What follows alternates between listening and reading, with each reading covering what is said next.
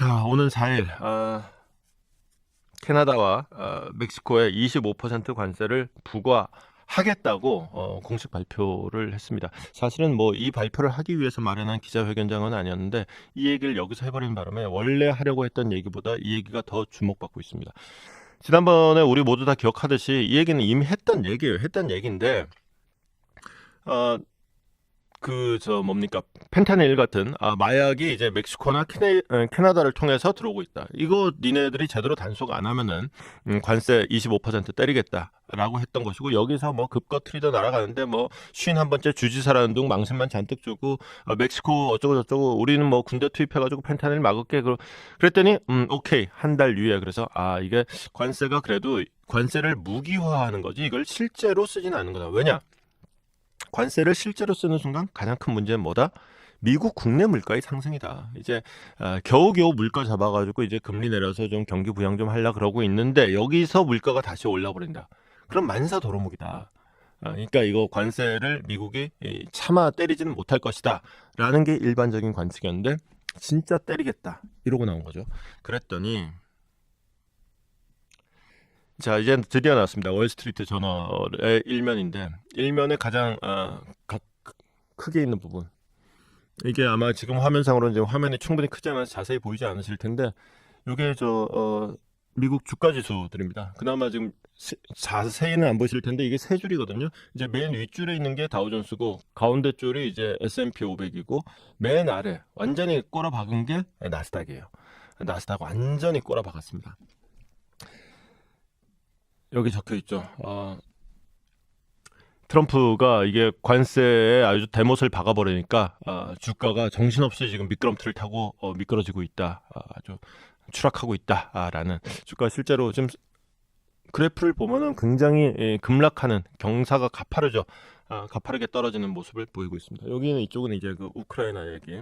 그 다음에 요쪽도 굉장히 중요합니다.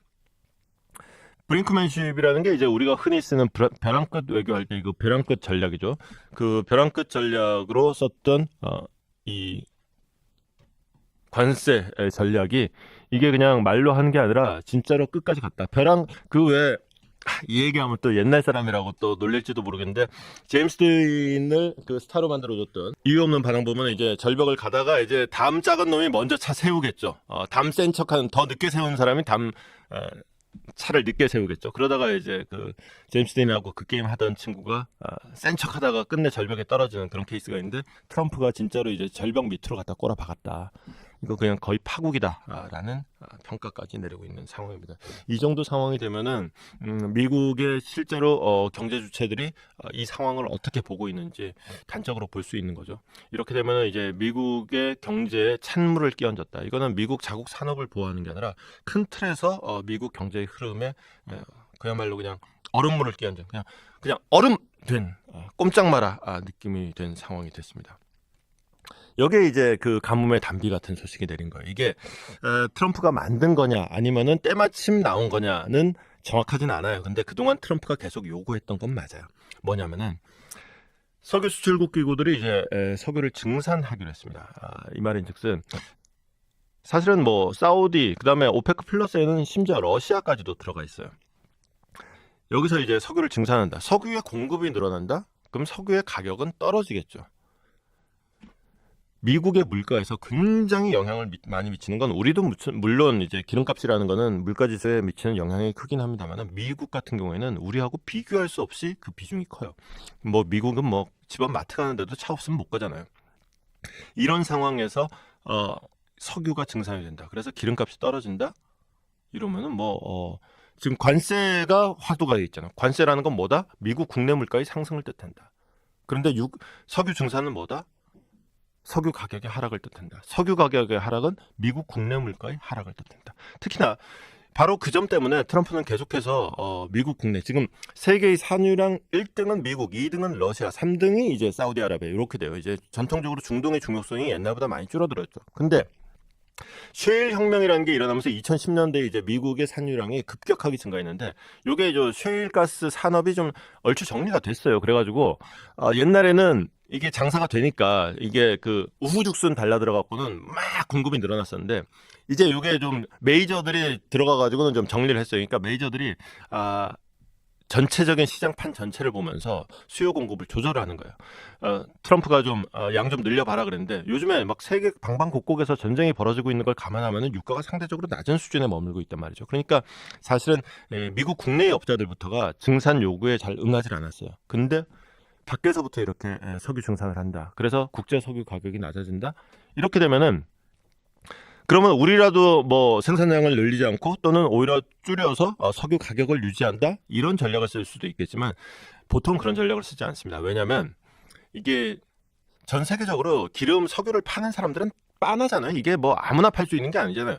그 빤한데 누구는 가격이 싸고 누구는 가격이 비싸면은 자기들 안에서 마켓쉐어가 시장 점유율이 달라져요. 그리고 시장 점유율 일단 한번 달라지면은 이게 회복이 잘 안 돼요.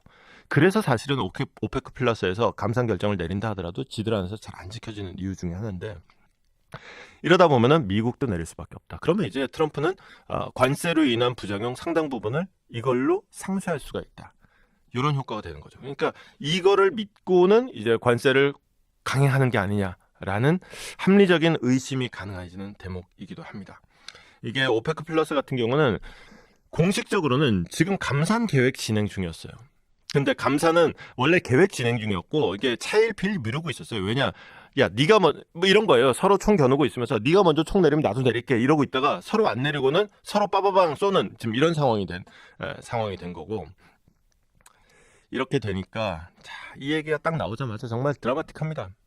이거는 저기 서부 텍사스 중진료 가격 변화거든요. 뭐 대충 이러고 가다가 갑자기 절벽이 나오죠. 뚝 떨어지죠. 저기가 이제 트럼프 오페크의 증상 결정이 나온 직후의 유가의 변화 모습입니다.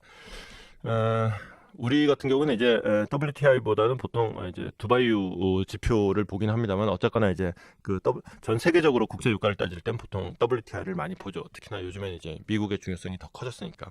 어쨌거나 지금 가격 변동폭을 보면 2.11%, 2%가 넘는 가격 변동이면 상대적으로 굉장히 큰 가격 변동이라고 볼 수 있을 겁니다.